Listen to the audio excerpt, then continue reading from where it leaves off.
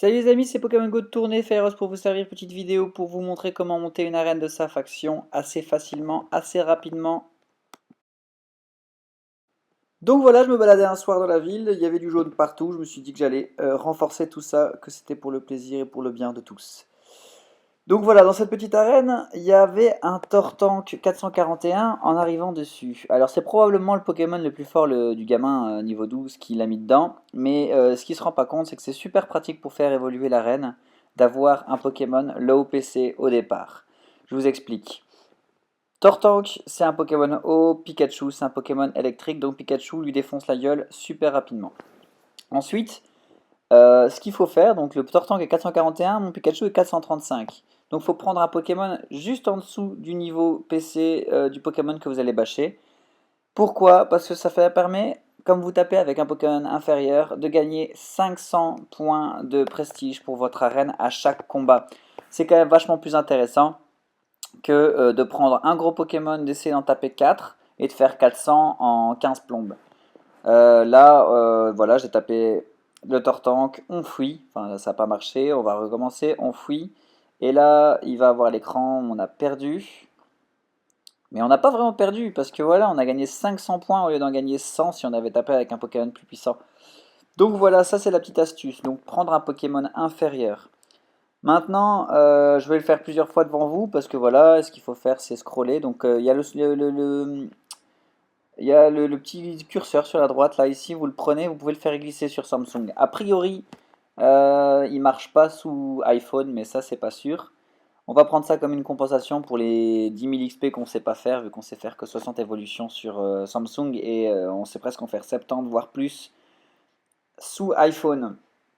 Donc voilà, ce qu'il faut faire, c'est scroller à chaque fois, aller chercher son petit Pikachu. Enfin, en ce qui me concerne pour ce combat-là, hein, vous pouvez le faire dans d'autres sens. Et si vous avez un Pokémon de type plante, eh ben, allez chercher un Pokémon faible de type feu pour pouvoir bâcher avec un PC inférieur le Pokémon de l'arène qui vous intéresse. Donc voilà, c'est pas toujours facile d'aller chercher quand on a du monde dans l'inventaire. Il y a le petit curseur hein, pour scroller, ça va encore assez vite.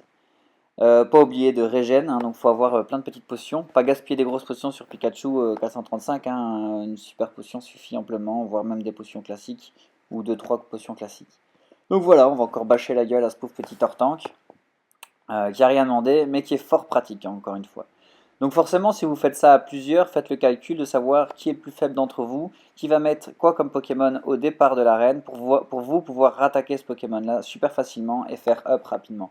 Si vous êtes à 3 dessus, voire à 4 dessus, parce que de toute façon on ne peut pas bâcher plus de 4, sinon après vous allez bugger, voire même des fois quand on est à 2 ça bug.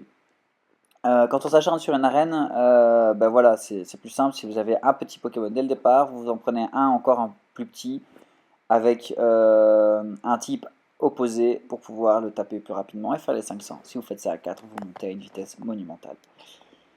Donc voilà, le truc cool avec Pokémon Go, c'est qu'en tapant sur l'arène, en mettant mon noix de coco, j'ai un pote qui m'a repéré à l'autre bout de la ville. À voir que l'arène se faisait taper, il s'inquiétait. Il a vu que j'avais tapé mon noix de coco, il s'est dit ah cool, il y a Fairos là-bas. Hop, il m'a rejoint, il a tapé aussi sur l'arène et il a pu mettre ses Pokémon dedans. Moi j'étais en run arène ce jour-là, j'étais en BMX, c'était cool. Ça permet de faire une paire d'arènes, mais quoi qu'il arrive, si vous voulez faire 10 arènes, vous allez devoir sortir la bagnole, hein, c'est pas possible autrement. Ou alors strater les arènes, mais pour le moment c'est vraiment impossible à strater une arène. Vous n'arriverez pas à les garder. Donc vous tracassez pas trop, essayez d'en faire 4-5 et de valider à 4-5. Si vous savez en faire que 2, faites-en que 2, histoire d'être économiquement rentable un minimum, plutôt qu'en faire zéro. Mais bon, si vous avez une bagnole, éventuellement, ben, amusez-vous à faire toutes les arènes avec des potes dans la bagnole, parce que tout seul, je l'ai fait, c'est 1 heure et demie de boulot pour faire 10 arènes, et c'est long. C'est long tout seul. Et en plus de ça, vous mettez pas suffisamment de Pokémon dedans, donc des fois, vous la faites reprendre en 2 secondes parce que vous avez mis qu'un seul Pokémon et qu'eux, ils peuvent vous taper avec 6. Donc voilà, on va taper une dernière fois sur ce pauvre Tortank, avec ce Pikachu qui fait mal. Moi, je suis un collectionneur de Pikachu, personnellement, j'en ai déjà capturé 32 et plus selon le moment de la vidéo, enfin selon le moment où vous voyez cette vidéo. Ok, ça va se terminer un petit peu là, ça commence à devenir long pour moi aussi, je vous le rassure. Ok, voilà, il est mort, on fuit. N'oubliez pas vraiment de fuir, hein, faites pas les héros, ça sert à rien. Voilà, petit écran comme quoi on a récupéré l'arène. Forcément, ça va 2 fois plus vite comme il y a l'ami Flitit qui balance du Pokémon aussi. Donc voilà, on fait un petit dernier check-up de l'arène. Nous avons Tortank, Aquali, Pyroli, Ronflex et Noix de Coco. Mon pote, il va mettre son Pokémon juste après. C'est pas trop grave. On va passer à l'arène suivante. L'arène suivante, elle est intéressante dans le sens où elle est un chouïa plus straté. Parce que voilà, il y a ce petit problème là. Il y a l'O-Class d'entrée en bas PC. Et donc en fait c'est là qu'on voit que c'est un niveau 12 qui a pas encore compris tout le niveau du jeu, qui a voulu mettre son Pokémon le plus puissant dedans, et qui se rend pas compte que pour faire la technique dont je vous ai parlé, avec l'O-Class c'est pas possible. Parce que si vous trouvez un Pokémon en dessous de l'O-Class qui arrive à bâcher l'O-Class, vous me téléphonez, vous m'envoyez un petit message sur la vidéo, parce que c'est pas possible. Même s'il était IV de merde, il y a rien qui peut bâcher l'O-Class, il tape trop fort à low level. Donc même si vous y allez avec Pikachu ou truc comme ça, avec un Pikachu inférieur, vous n'y arriverez pas. Avec un Pokémon plante inférieur, vous n'y arriverez pas. Un Pokémon poison inférieur, vous n'y arriverez pas. Donc ce qui devient intéressant, c'est de strater un chouïa. C'est là que ça devient un chouïa compliqué. C'est mignon parce que ce jeu n'a rien de compliqué à l'origine. On va aller prendre un Pokémon feu et en fait on va aller taper sur Rafflesia qui est juste au-dessus.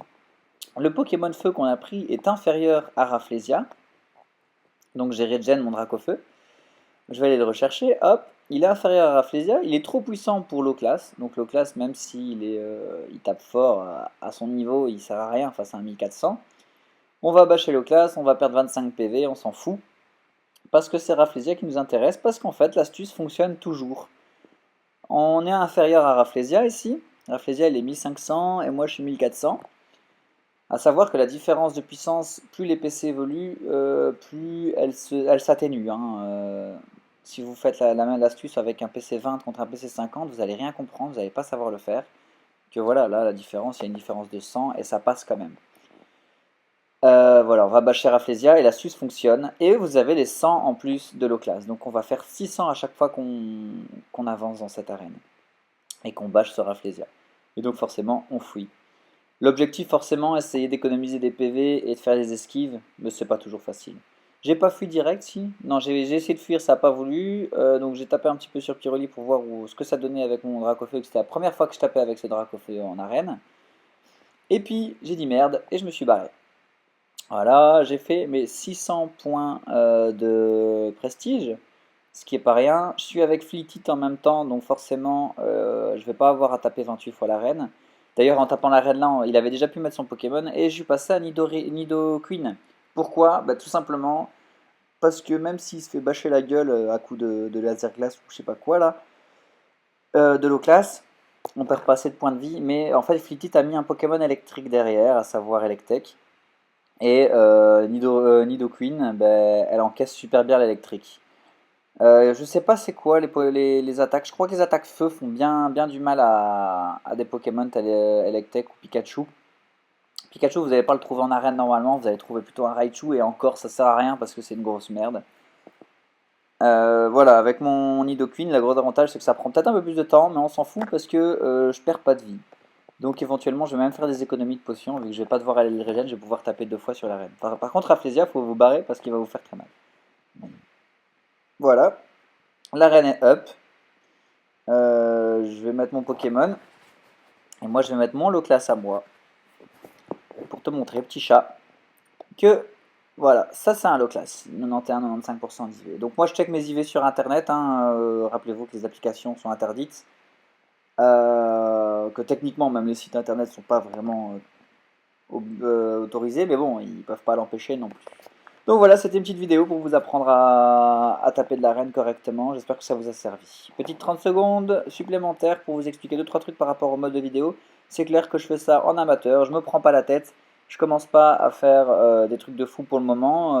Je dis pas que je vais pas améliorer par la suite. L'expérience fera ce qu'il a à faire. Je suis désolé d'avoir spoilé les œufs. Je sais pas, quand j'ai fait la vidéo, ça me semblait sympathique comme ça. Et puis après, j'ai vu tout le monde se plaindre. Des pouces verts, des pouces bleus, des pouces jaunes, des pouces rouges, je m'en tape. Les pouces, c'est cool. Je vous remercie en tout cas de nous suivre. Ça m'a fait super plaisir parce que j'ai pas regardé la chaîne pendant un moment et j'ai vu qu'il y en a une vidéo qui est montée à 9000 vues. J'ai fait what? Donc ça m'a remotivé à faire celle-ci. Donc je vous remercie, on vous remercie. Un de ces quatre, on fera une petite vidéo pour vous montrer la team. Et j'ai perdu pas mal de temps parce que j'ai acheté une paire de cassettes DS et 3DS. Et je m'acharne un petit peu sur les jeux sur console pour quand il fait moche en Belgique. Et aussi quand je suis malade, je peux pas sortir. Donc voilà, un grand merci à vous tous en tout cas. Et bonne chasse!